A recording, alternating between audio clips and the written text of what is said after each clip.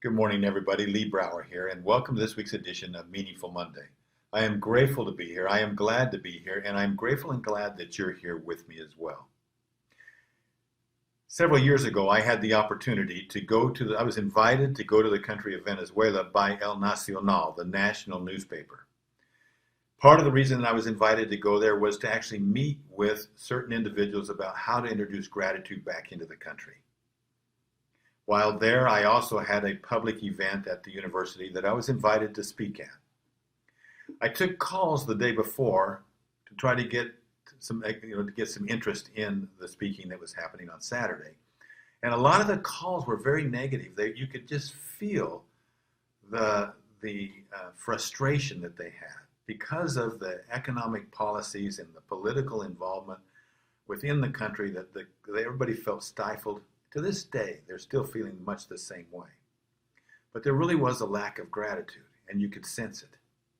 The next morning, surprise to me because there hadn't been any tickets sold, but I'm not sure about the reason, but there was standing room only, lines around the street, lines at the university at 7:30 in the morning to be able to come into that meeting to hear this message.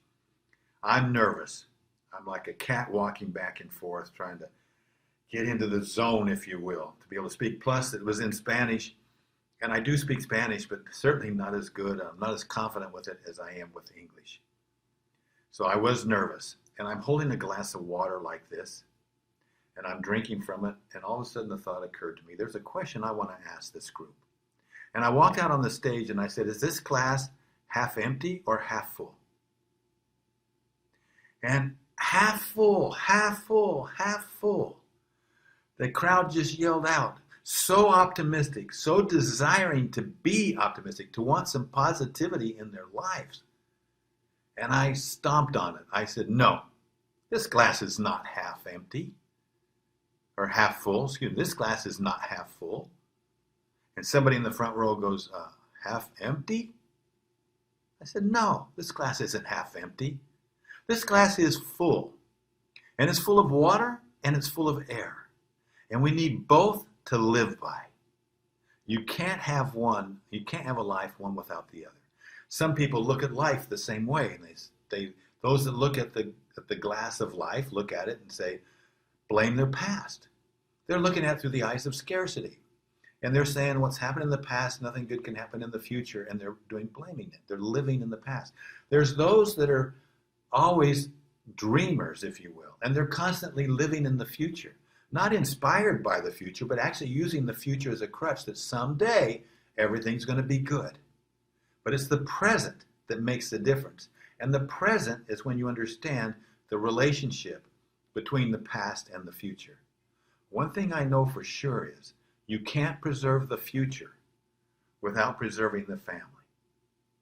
As I look at stabilizing, when we live in what is called now a VUCA world. A VUCA world means it's volatile, uncertain, complex, and ambiguous. And it's not only in Venezuela, it's happening in the United States, in North America, in Britain, around the world.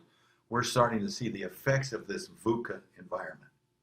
And we're having families looking at this glass and saying it's half empty. Some people are saying it's half full. But the reality is that this greatest stabilizer of all, that which stabilizes religions, that's which stabilizes politics, since the beginning of time is the family. I had the opportunity several years ago to work with a family that everybody on this planet would recognize their name. And as I was working with this family, it was extremely frustrating because their children, because they wanted to be right, those guys were the parents. And so they had this conflict between the parents. In fact, there were two boys and a girl, that two of them had changed their last name so they wouldn't have to be associated with their parents and their parents' last name. That's how bad it was. And the daughter had an unlisted number. She wouldn't let them see her grandkids. But we got them all together, and it took us 2 days to come up with two conclusions. Conclusion number one, family first. They agreed that nothing would put a wedge between the family. Conclusion number two, together we're better. Now, if we really want to make a difference in society, if we really want to find solutions You know, I think of what Voltaire said. Voltaire said, no problem can withstand the onslaught of constant thinking. But when we're constantly blaming, looking in the past, or ignoring the past and constantly looking at the future, then we can't give it the thinking that it needs to have. And the solution might be right there in front of our eyes if we can put families first. Don't let a wedge come in there, and then understand that together we're better. Families are the great stabilizer. And when we bring gratitude into the equation with families, then we can stabilize what's going on. I look at the problems around the world, the problems that we're having right here in the United States, the problems that you're having in Britain, the problems that we're having in Venezuela and other places. If we could sit back and say, what are those things that value most? You know, you think about a little child.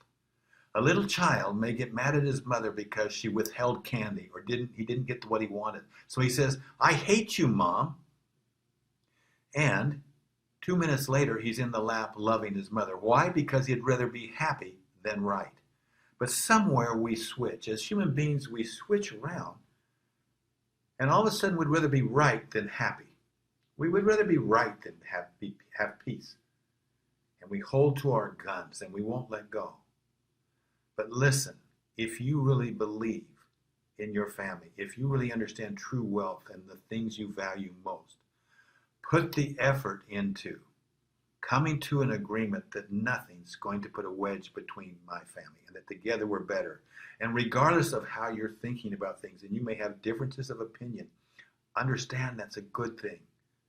And that allows you to start thinking and thinking together and asking the right questions. How can we together, with our differing opinions, come to a resolution that would be in the best interest of our family, our country, our community, wherever it may be? Everything that I do, I believe in empowering leaders, families, and communities. And you can't empower them without preserving the family. You can't preserve your future without preserving your family. Thank you for letting me spend this time with you this week. Have a meaningful week. I'll talk to you next week. Bye-bye.